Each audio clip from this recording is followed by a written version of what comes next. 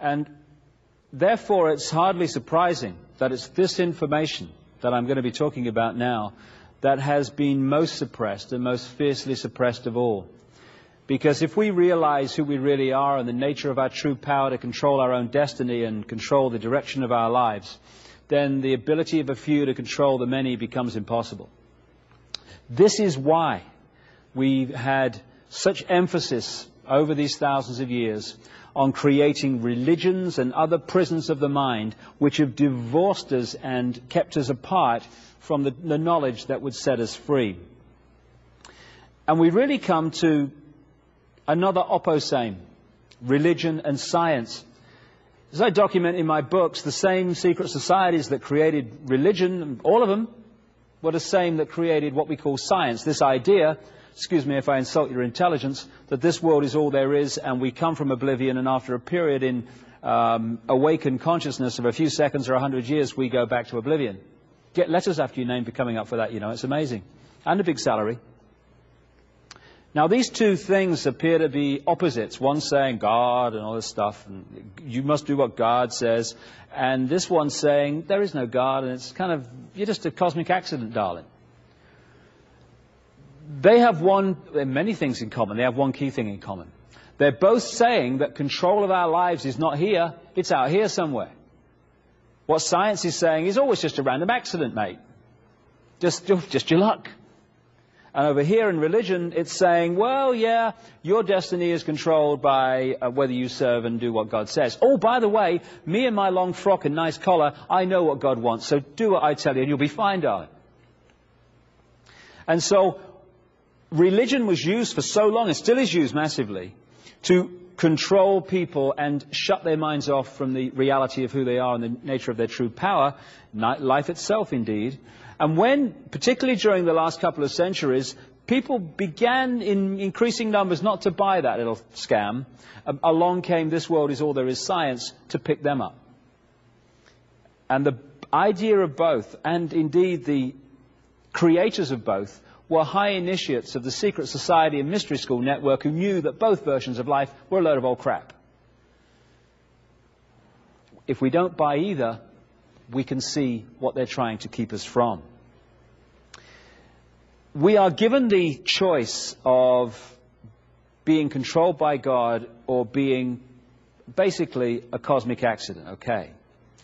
What we are not given the choice to see from early in our lives, unless we have enlightened parents, is that we are not a physical body and we are not just an entity that lives in a physical world. We are everything that exists.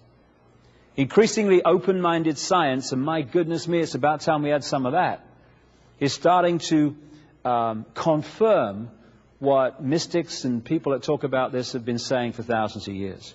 That everything that exists in the whole of creation, in this dimension and others, is the same energy in different states of being. And the vibrational state of that energy decides what that energy will manifest as. And therefore, we are not the physical body. That is our genetic spacesuit through which we experience this world. What we are is multidimensional consciousness that animates that body. And the question is, how much of that consciousness are we going to access? A little bit or massive amounts of it? We have a connection between our spiritual energy self and our physical self, which is called the chakra system. It comes from a Sanskrit word meaning wheels of light, and the Sanskrit language comes from the Aryan race that came out of the Caucasus Mountains. You know the score by now. Now, what these chakra vortexes do, and there's 7 main ones but many others, is that they interpenetrate our levels of being. So we have a mental level, which is an energy field. It's a frequency range. That's our rational thought, as they call it. We have an emotional level, which is another frequency range.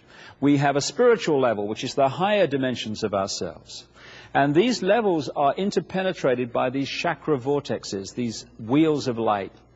And therefore, an imbalance on one level is, through this vortex system, transferred to other levels. This is why when we get very emotionally stressed, the first thing that stops happening is we stop thinking straight. We stop thinking straight because the imbalance on the emotional level has been transferred to the mental level, and bang, bang, bang, we go. Now, if this imbalance goes on, this emotional imbalance, it's transferred eventually to the lowest level of this system, which is the physical level. And it manifests in the physical body as a chemical reaction. Now, it's at this point that modern medicine comes in with its drugs and scalpels at the point of the chemical reaction. Therefore, it is treating the symptom of the energy imbalance, the emotional imbalance, not the cause. And I remember where I lived on the Isle of Wight, little island off the south coast of England, the doctor's practice there sent out a letter to everybody who was in that practice, the patients and stuff. And it kind of encapsulates the whole thing magnificently. It said, patients are reminded that appointments with the doctor are for 5 minutes only, and this is not a time to discuss your other problems.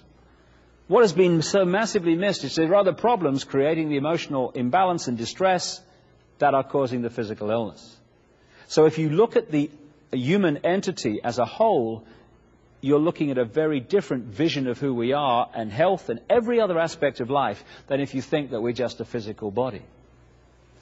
And these chakra vortexes are drawing in, particularly what they call the base chakra, vast amounts of energy which we can create with in ways that I'll come to in a second.